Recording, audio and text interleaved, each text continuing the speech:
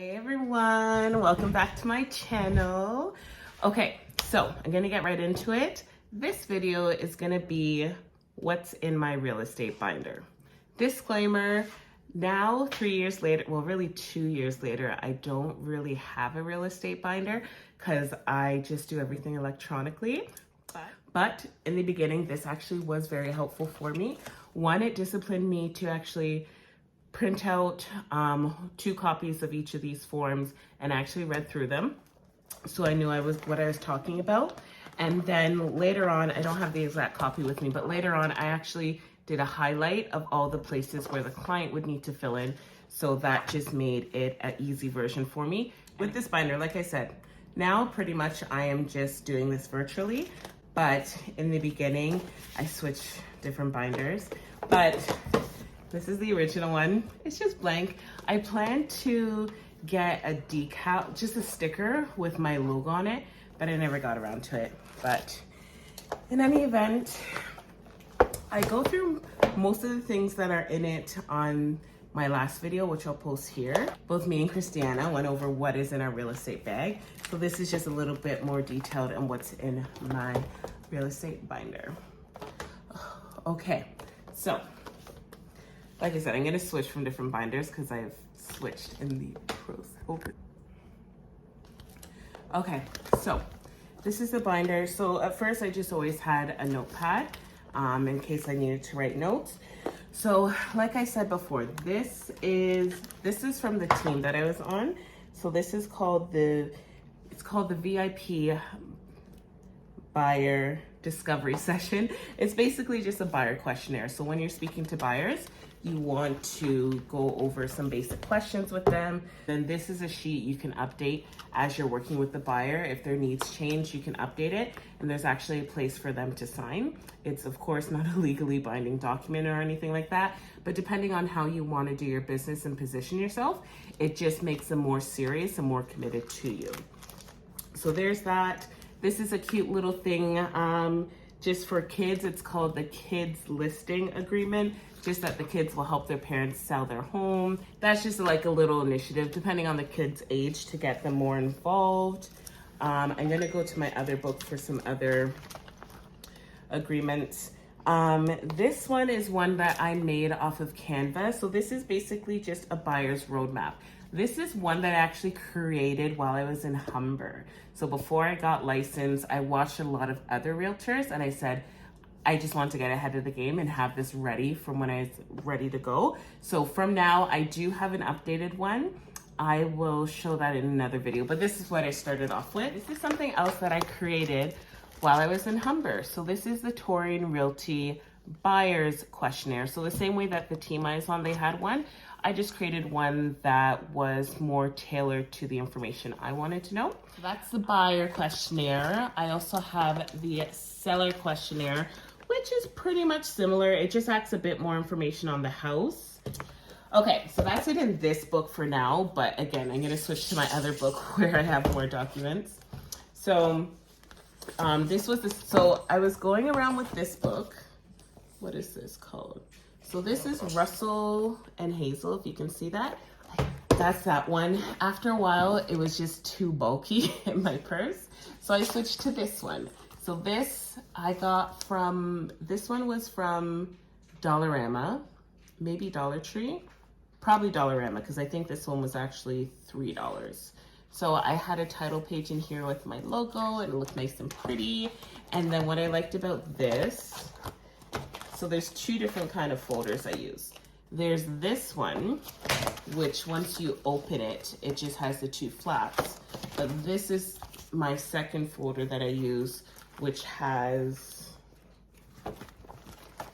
I think like 40 like individual of these. So this is what was helpful for me for my book. So this is basically where I had all of my agreements.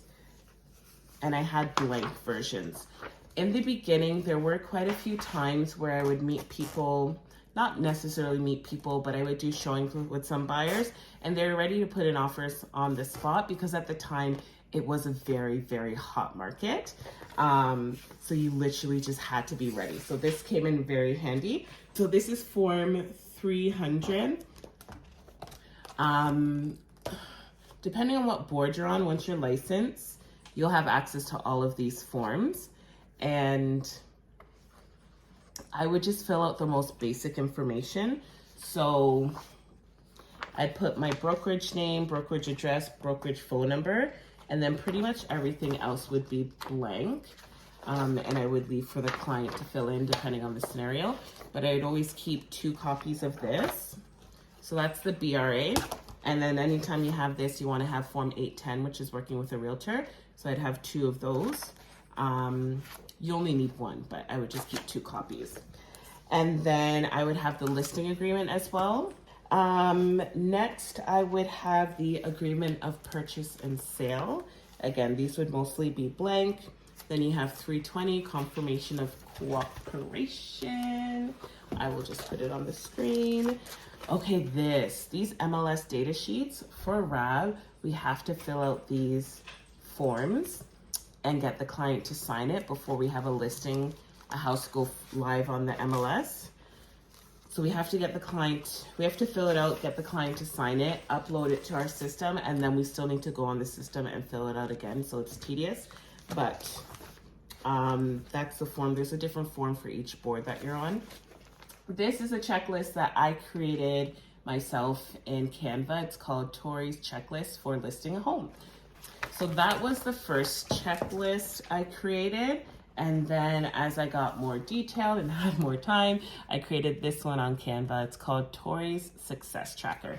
This is the one I still use to this day. And so these are just more so reminders for me of all the things I need to do, but also I do this together with the client. So it just shows them that I really have things in order and I know what to do, and it gives them a good overview of what is to come as well. Okay, and that is the end of this book. Another book that I had at one time too was this one. And so when I was working with I still work with so many vendors, but when I went to listing appointments, sometimes I like to have this available to be visual and also to give clients some cards. So the different vendors that I work with, I got these sheets probably $5 or $10 off of Amazon, and then I would just have these available. Another thing, let me just quickly say, branding is not set in stone. This is my very first business card I had when I got started, because those were the team colors and team dynamics. And then on the back it said my logo. Now I'm on a different business card. This is more of my own style, my own branding. So it's just Tory Akini, the brokerage, and my picture, but I love that it has a little reflective. I ordered these off of Vistaprint because they could give me that reflective design. And I chose to do a virtual card because so many people's cards are horizontal, but I wanted to stick out, of course. And so I did a vertical, and then on the back, it's my logo, my name, contact information, my social media handle, and then the platforms that I'm on. So just to say, don't pressure yourself about your branding and stuff. It changes. Mine's changed about 3 or 4 times in the last 3 years.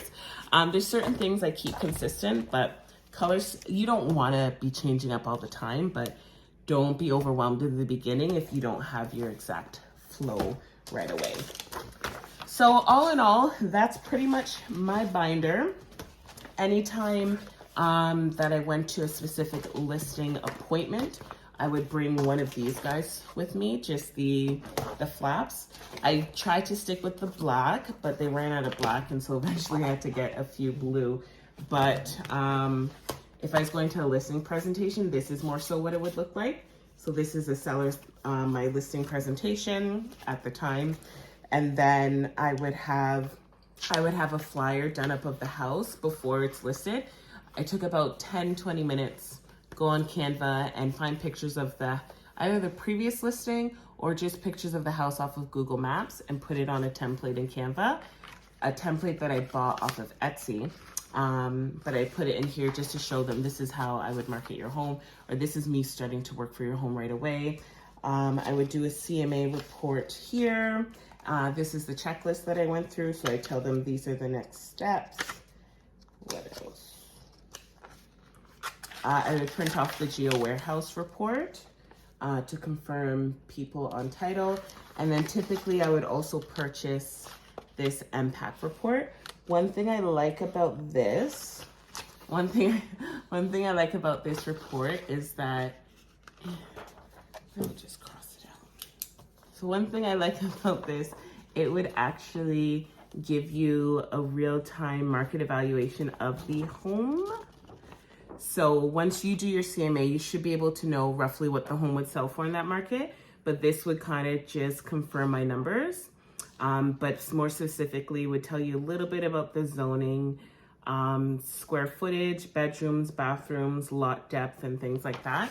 So I always brought that. This is a report that you actually have to pay for, so that would just be a business expense for me. But the only thing with that, it's called a real-time market update, but it's not always up to date or doesn't include natural inflation. So it's a case-by-case scenario. But yeah, this is an example of a rental application I did. The person isn't good with computers, so I met up with him in person to do the whole paperwork and everything. So I had a folder for him. So these, so basically each client would have their own folder. So how I would only have about 4 or 5 of these at a time, because that's typically how many clients I'd be working with, and then I would keep it in my binder so it was all in one spot. But like I said, over the years, as I got more advanced and used to the forms and the process, I would just do everything online. So I would still prepare the paperwork ahead of time, but I would save it in my web forms account and just send it over to the client once everything's agreed on. That is pretty much it.